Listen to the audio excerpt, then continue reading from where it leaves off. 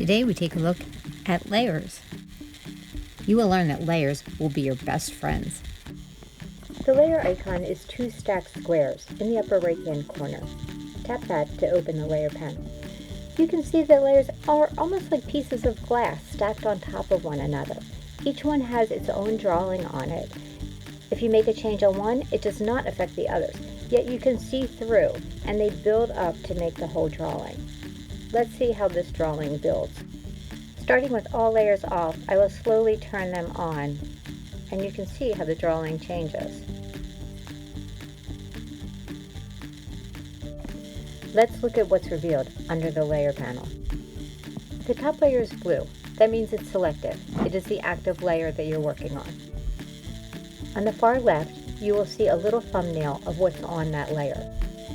The layer number is just the order that they were made in. This can be renamed, and I really should do that. Next, you will see an N. That indicates the blend modes.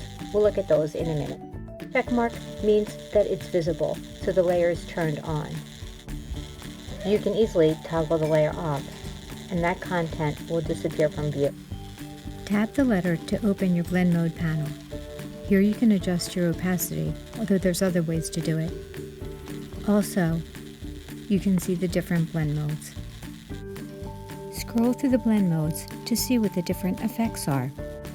With a two-finger tap on the layer, you can also bring up the opacity. There's a slider at the top you can adjust.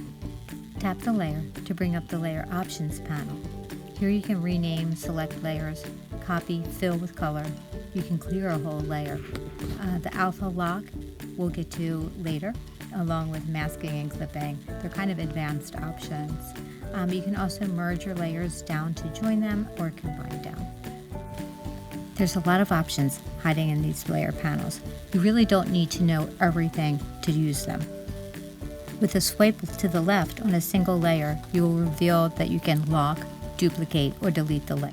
With one layer selected, you can swipe another one to the right and group them. That's the kind of darker blue one.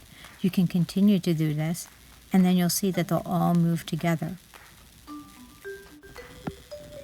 Now that we've looked at a lot of the layer options, let's see how we can put this all to use. Okay, here's an example of how I use layers.